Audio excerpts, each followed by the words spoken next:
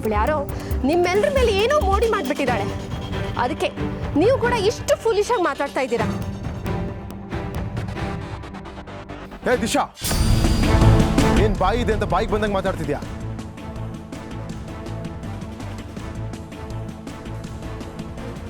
Daddy ಬಗ್ಗೆ ಅಷ್ಟು ಹಗರವಾಗಿ ಮಾತಾಡ್ಬೇಡ, ಹೋಗ್ರಿಳಿಸ್ಬಿಡ್ತೀನಿ. ಪ್ರೀತು, ನಾನು ನಿನ್ನ ಮದುವೆ ಆಗ್ತಾ ಇದ್ದೀನಿ ಅಂದ ಮಾತ್ರಕ್ಕೆ ನಿಮ್ಮನೆ ಡ್ರೈವರ್ ಮಗಳನ್ನೆಲ್ಲ ಸಹಿಸ್ಕೊಳಕ್ಕಾಗಲ್ಲ. I never accept her. Disha, let's stop it here.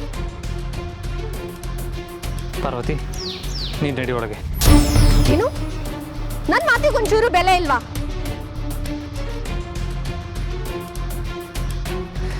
I just can't take this. ಏಯ್! ಅಪ್ಪಿ ನೀನೇನಾದ್ರೂ ಒಂದು ಹೆಜ್ಜೆ ಮುಂದೆ ಇಟ್ಟನು ನಾನೇನ್ ಮಾಡ್ತೀನೋ ನನಗೆ ಗೊತ್ತಿಲ್ಲ.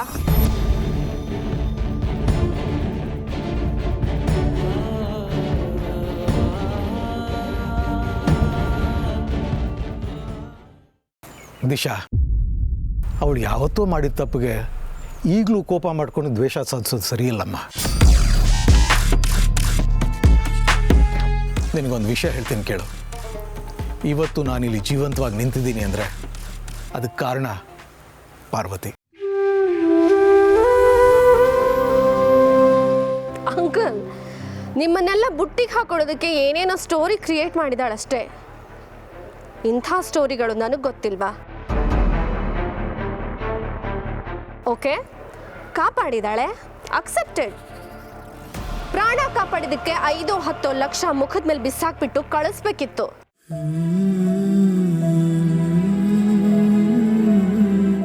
ಅದು ಬಿಟ್ಟು ತಿಪ್ಪೆಲ್ ಬಿದ್ದಿರೋದನ್ನ ತಗೊಂಡ್ ಬಂದು ಮನೆ ಒಳಗೆ ಇಟ್ಕೊಳಕ್ಕಾಗತ್ತಾ? ಹೌದು, ನೀನ್ ಹೇಳಿದ್ ಕರೆಕ್ಟು.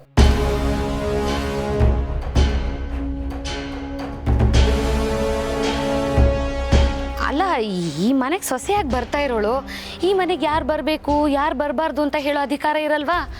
ಇರುತ್ತೆ, ಇರಬೇಕು. ಚಿಕ್ಕಮ್ಮ, ಈ ಮನೆಗೆ ಬರೋ ಸೊಸೆ ಇನ್ನ ಬಂದಿಲ್ಲ.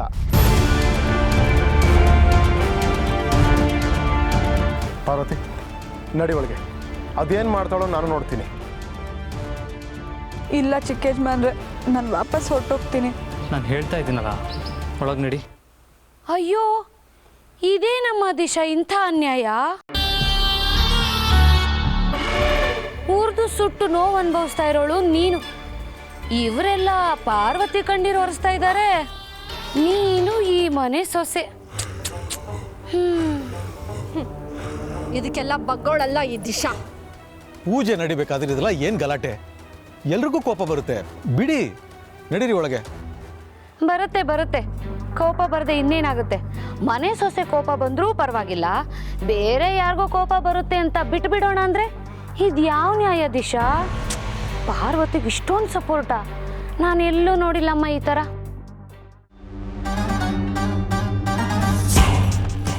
ಯಾರು ಏನೇ ಹೇಳಿ, ನಾನು ನ್ಯಾಯದ ಪರ. ದಿಶಾನ್ಗೆ ನ್ಯಾಯ ಸಿಗ್ಬೇಕಪ್ಪ. ಏಯ್, ಏನೇ ಎಲ್ಲರೂ ಸಪೋರ್ಟ್ ಮಾಡ್ತಿದಾರಂತ ಇಲ್ಲೇ ನಿಂತಿದ್ಯಾ? Just get lost, out. Disha, ಕೋಪ ಎಲ್ರಿಗೂ ಬರುತ್ತೆ, ನೀನೊಬ್ಬಳಿಗೆ ಅಲ್ಲ.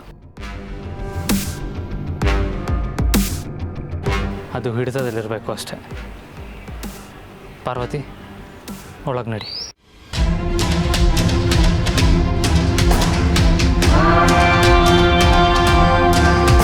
ನಾನು ಹೇಳ್ತಾ ಇದ್ದೀನಲ್ಲ, ಒಳಗೆ ನಡಿ.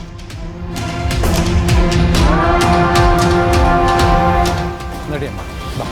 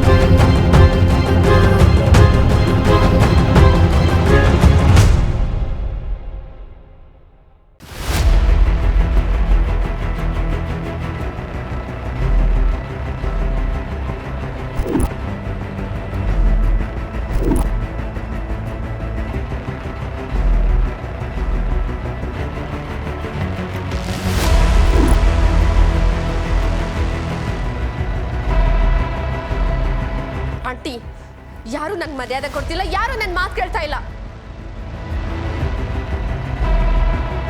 ಮೊದಲು ಇವಳನ್ನ ಮನೆಯಿಂದ ಆಚೆ ಹಾಕಿ ಆಂಟಿ.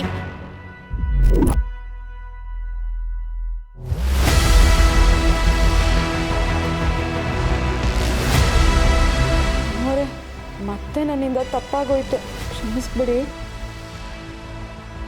ಏಯ್, ನಿನ್ ಕ್ಷಮೆ ತಗೊಂಡು ಹೋಗಿ ಯಾವ್ದಾದ್ರು ತೊಟ್ಟಿಗೆ ಬಿಸಾಕು.